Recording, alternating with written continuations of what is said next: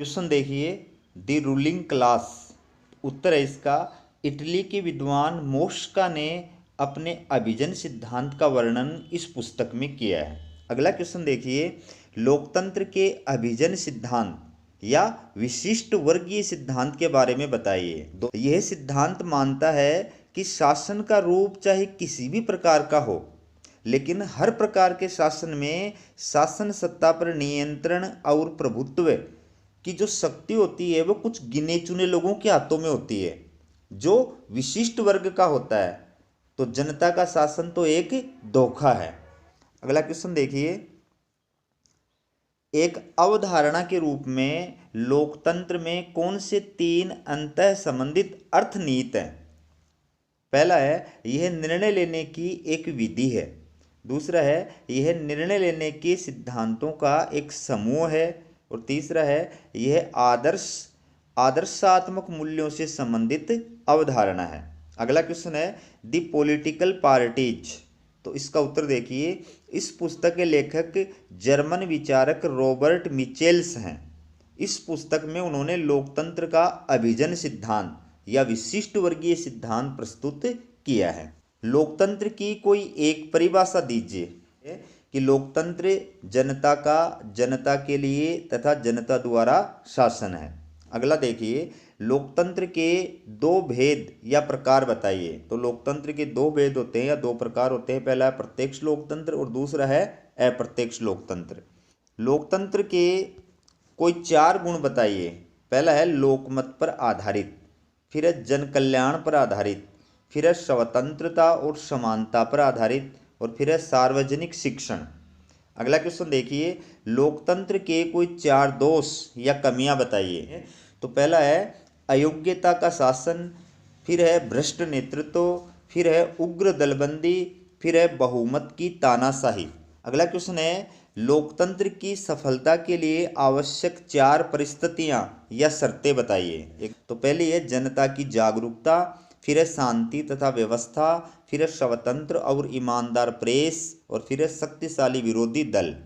अगला क्वेश्चन देखिए, भारत में लोकतंत्र के सफल संचालन के मार्ग की 4 प्रमुख बाधाएं या अवरोध बताइए। तो उत्तर देखिए, दोषपूर्ण दल प्रणाली, आर्थिक विषमता, लोकतांत्रिक परंपराओं का अभाव और जातिवाद तथा सांप्रदायिकता।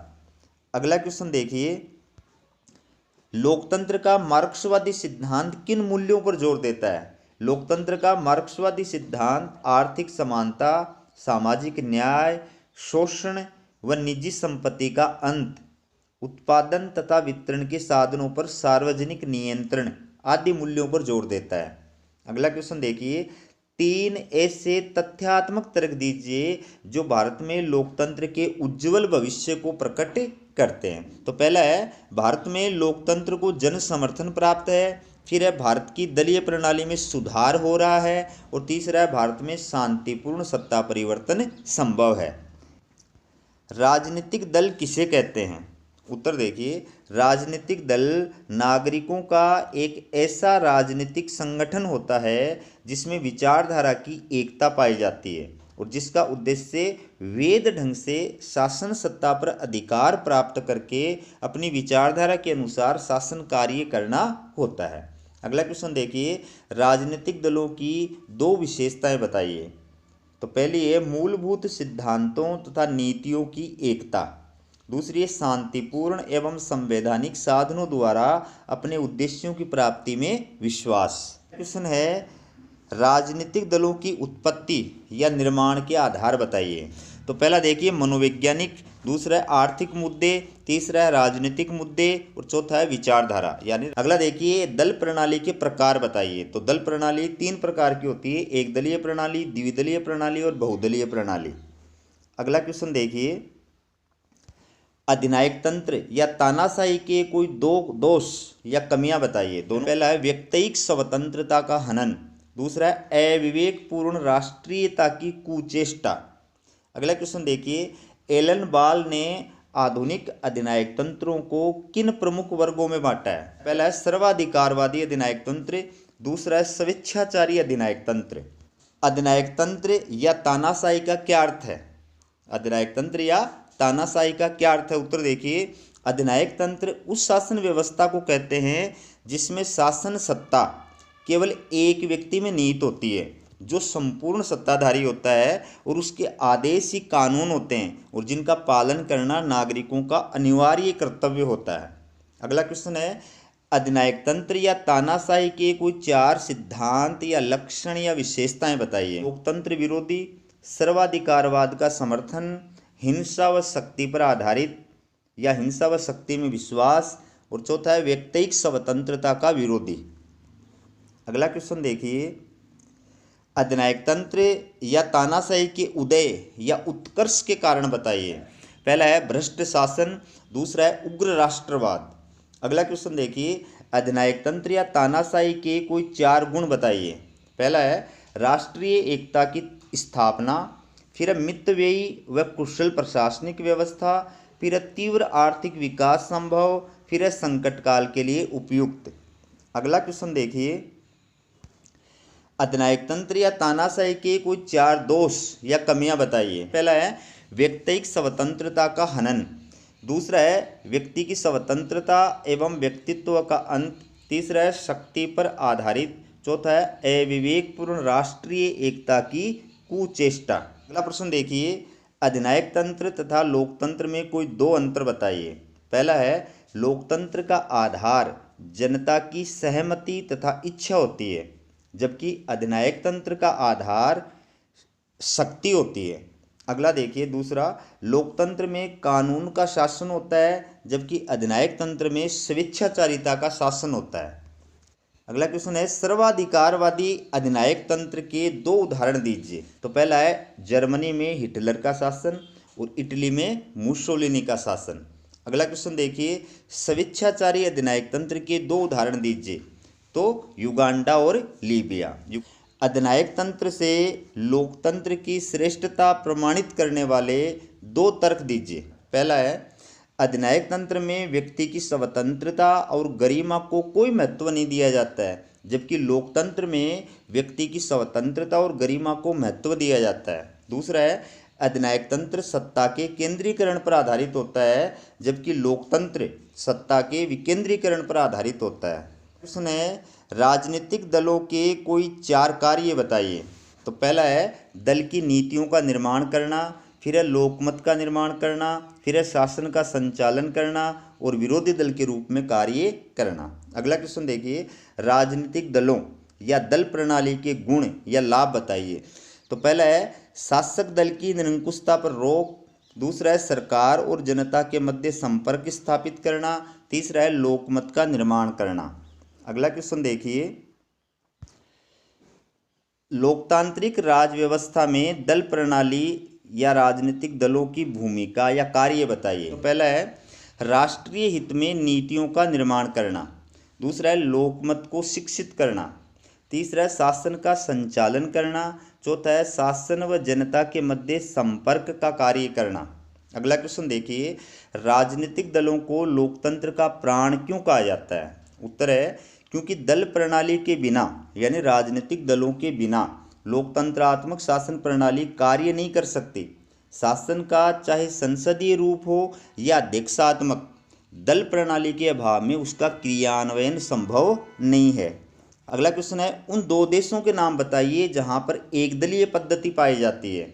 एकदलीय पद्धति मतलब एक जो है दल व्यवस्था होती है। पहला है चीन और दूसरा है क्यूबा। दूसरा क्वेश्चन देखिए, उन 2 देशों के नाम बताइए जहां पर द्विदलीय पद्धति पाई जाती है, जहां पर मुख्य रूप से 2 ही राजनीतिक पार्टियां होती है या उस देश की शासन व्यवस्था के ध्रुव जो होते हैं वो 2 ही होते हैं। तो पहला है संयुक्त राज्य अमेरिका और दूसरा ब्रिटेन। और अगला क्वेश्चन है, उन 2 देशों के नाम बताइए जहां पर बहुदलीय पद्धति पाई जाती है, मतलब बहुत सारे राजनीतिक दल होते हैं। तो पहला है भारत और दूसरा है फ्रांस।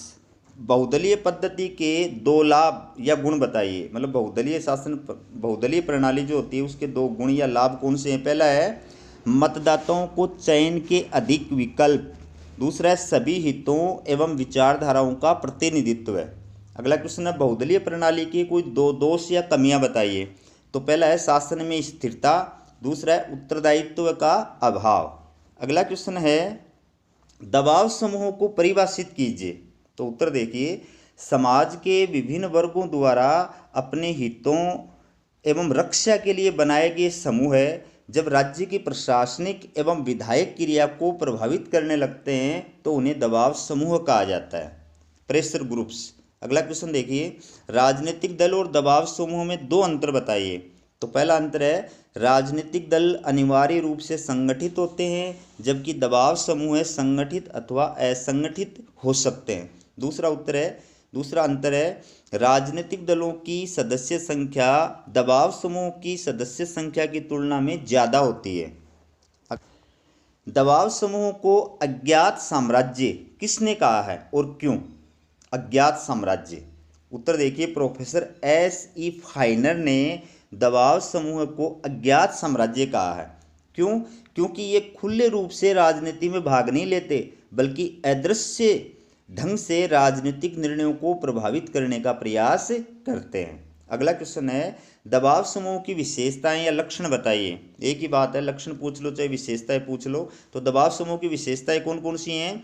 विशिष्ट हितों से संबंधित, फिर गैर राजनीतिक संगठन, फिर सर्वव्यापकता, फिर साधनों की पवित्रता एवं वैधानिकता में अविश्वास। अगला क्वेश्चन है, लोकतंत्र में दबाव समूह का महत्व, भूमिका या कार्य बताइए। मतलब सबका एक ही मतलब है, इसलिए मैंने एक साथ लिख दिया ताकि आपको एग्जाम में जो है कन्फ्यूजन पैदा नहीं हो। तो लोकतंत्र में दबाव समूह की चाहे महत्व पूछा जाए, चाहे भूमिका पूछे जाए, चाहे कार्य पूछे जाए, चाहे उपयोगिता पूछे जाए, सबका एक ही मतलब है। तो पहला है सरकार की नीतियों को सीमित करना, दूसरा है विभिन्न विरोधी वर्गों में संतुलन बैठाना, तीसरा है लोकतांत्रिक प्रक्रिया को अभिव्यक्त करना, चौथा है जनता को व्यावसायिक प्रतिनिधित्व प्रदान करना।